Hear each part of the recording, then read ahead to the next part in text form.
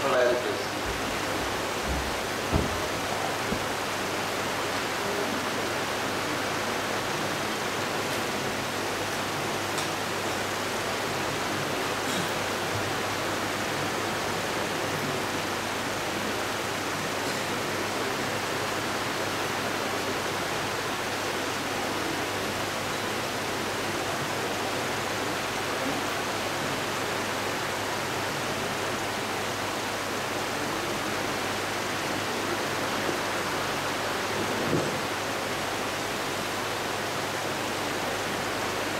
Good afternoon. So I have been doing a topic on to say something on critical care in obstetrics. It's a very vast topic and it's very difficult to complete in 20 minutes. Let me try and give a brief topic. So this is a subject that obstetricians and other members of the healthcare system should have a minimum working knowledge so that when the pregnant women are admitted to ICU, they can manage at least well, because these women are usually young and in good health, because the career is usually up to 35-40. So if they're taken good care, I think the success and prognosis is much better than the other groups of patients who are admitted in ICU. So we can do much things. So coming to the incidence of this critical care obstetrics patient, it is seen that nearly 1% of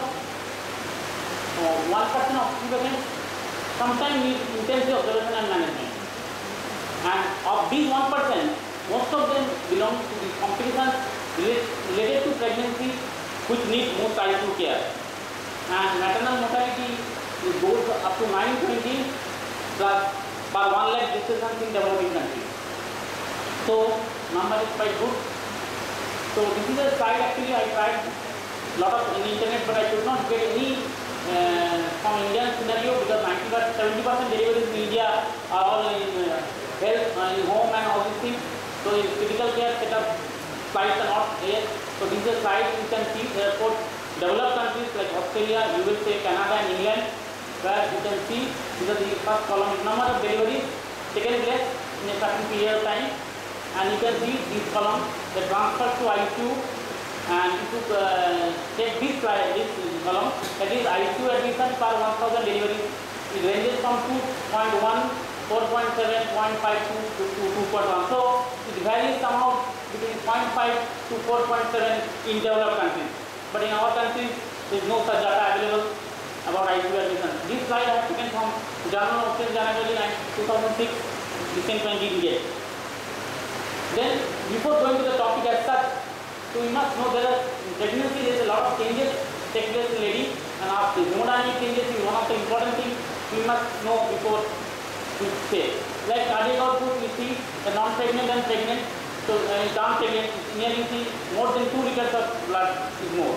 Similarly, heart rate is significant, 10 to 12 per minute. Mean arterial pressure is increased, but systemic vascular resistance is significantly falling because of placenta. Pulmonary vascular resistance is falling. Capillary wedge pressure is slightly more, central venous pressure is more or less same, and colloid artery pressure is slightly less. So these data we have to keep in mind when we see these pregnant patients in ICU. So what are the causes of these ICU admissions? So I have divided this group in 4 groups, A, B, C, D. The first group is conditions which are unique to pregnancy. So these groups actually comprise the most I already told. So 50 to 80% of ICU admissions belong to this group. Like most important, like hemorrhage, placental abruption, placenta previa, maybe eclampsia, health syndrome, chorioamnionitis, pulmonary sepsis, acute fatty liver of pregnancy, amniotic fluid embolism, pelvic hemoptysis, and peripartum cardiomyopathy. So these groups constitute the most, and the ICU admission is nearly 50 to 80%. Then the group B comes, these are the conditions where in pregnancy they may become very serious. If suppose the patient of malaria, viral hepatitis B, varicella pneumonia, H1N1 infection, even acute renal failure in pregnancy they become serious. Like endocrine, the diabetes mellitus become serious. Then neurologic, like intracranial hemorrhage, and respiratory, the pulmonary embolism and syndrome, Mendelssohn syndrome. These things in pregnancy may become more critical. So these I have given put in group B. Third group, these are conditions which are unrelated to pregnancy. It can happen to anybody, like anyone, like trauma, burn, cytomegalovirus infection, ARDS, HIV, bronchial asthma. So these groups come under group C. And this is the fourth group, this is group D. This is the pre-existing conditions which are present in the mother, but they worsen during pregnancy, like this cardiovascular, like valvular heart disease, Eisenmenger syndrome, cyanotic heart disease, coarctation of aorta, pulmonary primary hypertension. So these cases, if they are present in pregnancy, they become worse. Similarly, renal, like glomerulonephritis, like insufficiency, like hematology, like sickle cell disease becomes more severe. When anemia, it becomes more. Liver, cirrhosis of liver become worse. Similarly, endocrine, only to diabetes mellitus, then scleroderma, polymyositis in pregnancy becomes very serious. Respiratory, such as cystic fibrosis and lung obstruction, and neurologic, especially epilepsy, intracranial tumors, myasthenia gravis, and multiple sclerosis. So all these diseases in pregnancy may become serious and may require ICU admission. So these are the four groups divided for our understanding. So the next important thing one must keep in mind is intubation in pregnant women. This we have to do something in ICU setting, or even during doing a cesarean section under GA. To do an intubation in pregnant women is always difficult because the women have a short neck, most of them, and because there is laryngeal edema of the epiglottis and vocal cord, it is very difficult to pass this tube. So fetal will assess the airway even urgent intubation. In every intubation you must assess the airway. So you have to avoid aspiration, you have to elevate the head of the bed, you have to give cricoid pressure, you have to give some alkalis for it, and always use smaller endotracheal tube inside. And need for lower dose of sedatives and anesthetics always you have to keep in mind, and you have to always give free oxygenation before doing intubation. So this thing we have to keep in mind. Then the respiratory critical illnesses related to the respiratory system. So as you know, the hypoxia, hypercapnia is always faster in pregnancy because of more demand. So you have to keep in mind, and always you have to try to keep the mother in left lateral decubitus if uterus is more than 20 weeks to avoid the intravenous obstruction, compression, and intubation has to be done by a most experienced person because it is always difficult, and sometimes even so difficult you have to confirm with chest X-ray to confirm the correct placement of endotracheal tube. So these are the acute respiratory failure causes, especially the venous air embolism, and sometimes this beta-energetic capillarytic therapy usually give this drug for premature contractions, and if you give more excess, sometimes can lead to respiratory failure. Similarly, asthma, thromboembolic disease, pneumothorax, pneumonia, even sepsis, aspiration of gastric content, and amniotic embolism, which will come later. So these all things can go to respiratory failure, so we have to keep in mind. So what are the treatment principles? First, most important is treat the primary problem for why this has come yesterday. Then you have to support the lungs and other organs and avoid complications, and you have to give support with this non-invasive positive pressure ventilation or lung protective conventional ventilation if required, or even ARWAY pressure release ventilation, APRV. So these are the things in ICU setup available. So we have to take the help of a critical specialist and you have to help them. Then next important is the apnea hemorrhage. As you know, hemorrhage is very important for us. Either it can be medical, it can be either due to atomic uterus, or maybe a injury to birth canal, either uterus or cervix, even vaginal injury. So you have to control the hemorrhage either with medical or surgical, whatever may be the cause, and you have to take blood transfusion and fresh frozen plasma in the dose of 10 to 15 ml per kg. And if platelet count is less than 50,000, you have to think of giving platelet transfusion. And fibrinogen concentrate you have to give if the count is less than 100 mg per kg, and correct hypothermia, acidosis, and coagulopathy. And the endpoints of your treatment, when patient is already euthermic or pH has gone to 7.2, your PT control is more than 1.25, platelet count has gone more than 1 lakh, and fibrinogen months when you can at least your patient is stable, you can be assured of it. Then next important complication of pregnancy which is required, sometimes ICU setup is eclampsia and preeclampsia, though the incidents are much reduced in our setup, but in periphery and villages and other places we get such cases. There will be refractory hypertension, there will be pulmonary edema due to this, there will be oliguria, acute renal failure in severe cases, there will be health syndrome, there will be subcapsular liver hematoma, rupture, then there will be pulmonary aspiration due to repeated eclamptic seizures, there will be hypertensive encephalopathy or cerebral edema, there may be DIC, multi-organ failure. So all these things are very dangerous and difficult, and so effective management and plan of delivery without taking anything to terminate the pregnancy, because placenta is the more sole cause.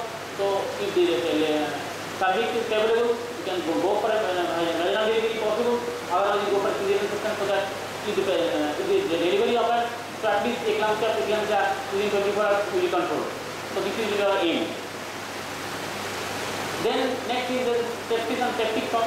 That is also a very important point. Sometimes because ICU admission and causes usually are more main five like pyelonephritis, chorioamnitis, septic abortion still is very common in rural areas where abortion taken by guys and unscrupulous doctors, and this postpartum endometritis, this is also a delivery taken place in the house with the proper aseptic technique, so and Covid compressed. So these are the usually common causes can lead to sepsis and septic shock. So our treatment will be gold directed therapy cause. Then your role of steroids is always there, and you have to give a very good antibiotic, an aggressive source of control, so that you can take care of this patient. And blood transfusion, all these things are there as per the demand. We have to do it. Then coming to renal failure and pregnancy, this is also one area where sometimes ICU admission takes place. Especially we have to know the underlying cause of failure, and if there is some drug induced some toxicity or even aminoglycosides, even NSAIDs can cause. We have seen one or two patients in our setup with NSAID, they got a renal failure, so we must be cautious. Then low dose dopamine in this case is not effective, so we have to give cortisone, mannitol, etc. These are class B and class C drugs, but we cautious. So indication of dialysis is always there when there is intravascular volume overload and there is refractory hypercapnia. These two cases we have to go for dialysis, and our important thing we have to restore renal perfusion, so that we have to prevent renal ischemia, thereby you can reduce morbidity and mortality. Then next important is thrombotic disease and pregnancy. As you know, pregnancy is a hypertrophic state, so there is increased clotting factor and the decreased tuberculosis. Moreover, the pressure by the uterus over even IVC causes venous hypertension. So DVT incidence is 0.1 to 2%. So we have to keep in mind the condition, know and appropriate treatment has to be given, so that we can decrease the mortality from 30% to 0.20%. So this is clinical diagnosis. We have to really our eye has to be opened and see, so that we can manage nicely. Similarly, pulmonary embolism and pregnancy, though they are very rare, but that's for complications they have been so difficult to diagnose sometimes. Either pulmonary angiography or spiral CT can help, and heparin, Roman heparin are safe in pregnancy, and coumarin drugs are not given, contraindicated. So we have to give supportive oxygen treatment, we have to give mechanical ventilation and hemodynamic and fluid support.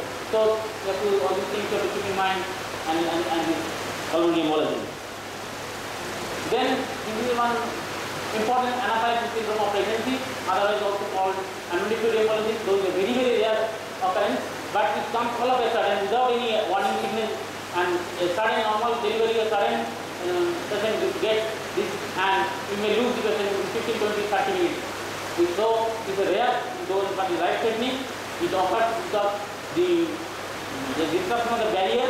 So amniotic fluid and fetal cells are sucked by negative pressure in maternal circulation. So there will be sudden dyspnea, apnea, hypoxia, there will be convulsion, seizures, there will be loss of consciousness and hypotension.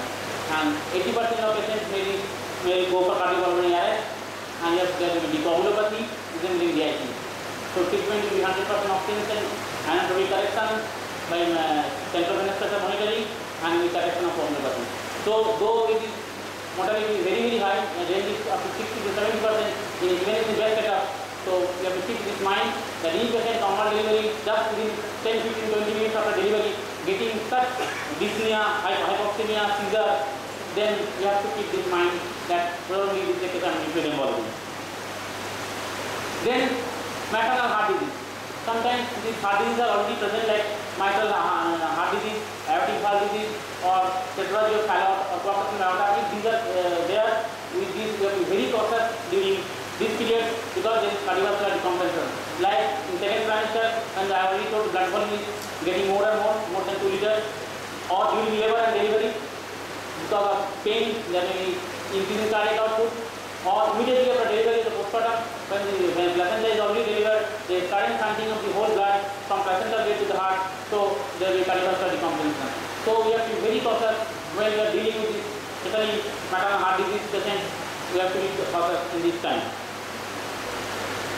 Then peripartum cardiomyopathy, this is a rare condition, but you have to just complications are given. This is a left ventricular failure. Especially it is after late pregnancy or maybe 6 weeks of postpartum. It is either myocarditis or is autoimmune cases. So we have to be preload the optimization, we have to reduce the afterload, and you have to see for the improvement of the myocardial contractility. We may require anticoagulation, and you have to take the help of our friends, cardiologists and internists to manage this case. Then another important is acute fatigue for pregnancy. It is a very serious with very high mortality. This is usually incidence is nearly 1 in 11,000 pregnancies, as we say in first trimester.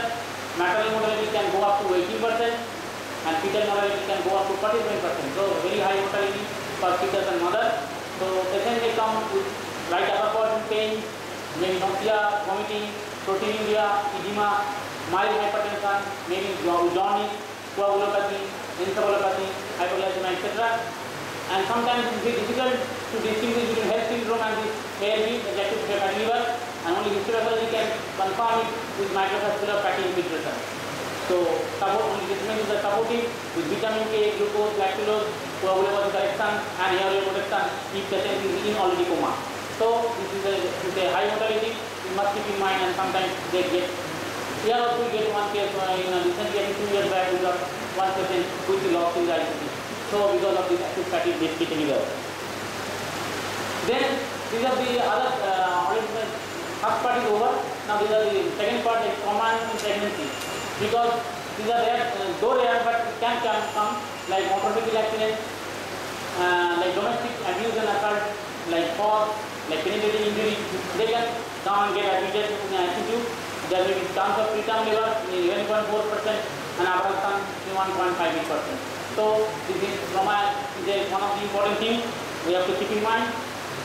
This is protocol, protocol that is first access and control the airway, and pre-oxygenate the mother, take it maneuver for intubation.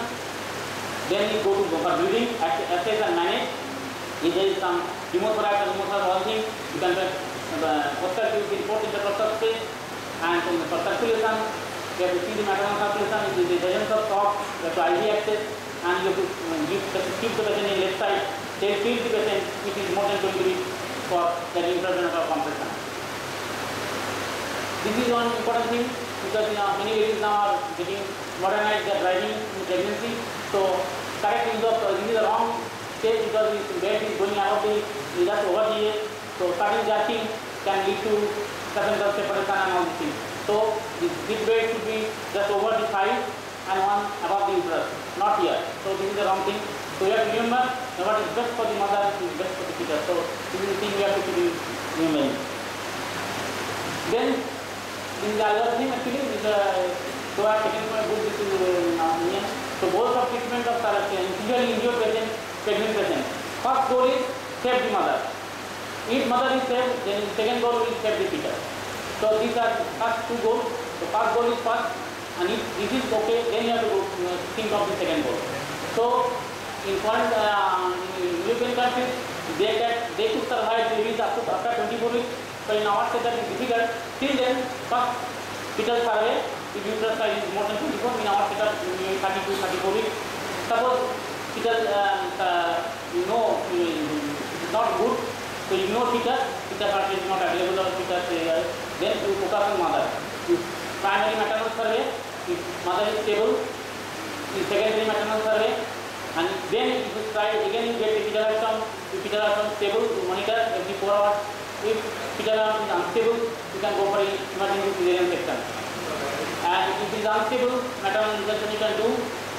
Maternal arrest, unstable arrest, you can go stop, or if suppose fetal is still survival, then you can go for a pediatric cesarean section. Then another important is burn. As you see, 7% of women can come with burn, and 5 factors of burns are important, like depth of the burn, size of the burn, part of the body involved, and any concurrent other injuries, and in past medical history like diabetes, other things are there or not. And goal of rule is above 40% is always critical, and inhalation of carbon monoxide in a closed room is dangerous because carbon monoxide is soluble. It usually freely crosses the placenta, and so causes fetal cardiac edema. So burn patients will be very cautious. So management is, as you know, oxygenation, ventilation 100% oxygen. Electrical burns are very dangerous. Fetal mortality is 17%, very high mortality. And maintenance of intrahospital, normal intrahospital volume. Hypoxia, prevent infection with good antibiotic. Electrolyte imbalance correction, then debridement. And two things important is here: Povidine-iodine application sometimes for the infant fetal thyroid, and silver sulfide causes carnivore. So these things you have to keep in memory when you are dealing with this patient. And last two sides is CPR in pregnancy, like primary visits are there, you know, they are using no modification. Calculation for calculation, you have to give a weight, so 30 weight to the better. And decubitus as usually. No modification in dose and fat position, soft transfer, no significant current fetal. This is important. And remove any fetal nutrient monitor before shock. So when you are giving shock, if there is any fetal monitor or nutrient monitor, you have to remove. And secondary is to install a tube that is very important for risk of regurgitation and aspiration, and there is always there a airway edema. So usually you have to give small tube, and you have to give pre-oxygenation sufficiently, and rapid sequence intubation is the most important. Deep sedation to minimize hypertension, and you have to breathing, avoid individual device to confirm. And circulation, same standard is recommendation, do not use morphine, and if there is any bleeding or anything, you may decide for emergency hysterectomy, and identify and treat the reversible causes of arrest. So these are in a nutshell. So coming to conclusion, so critical care in obstetrics is a difficult area, not only for the obstetrician but also to the other fraternity who are attending, because most of the time there are 2 lives involved. So proper attention has to be given in intro fetal for the 12 weeks. Moreover, the physiological changes of pregnancy and all these things lead to some problem and some challenge. But as the patients are young, the outcome of this management is always favorable. It is done rightly, in the right person, right place, and we can get a better result. So if you do management nicely, so you can get this. Thank you for your patient hearing.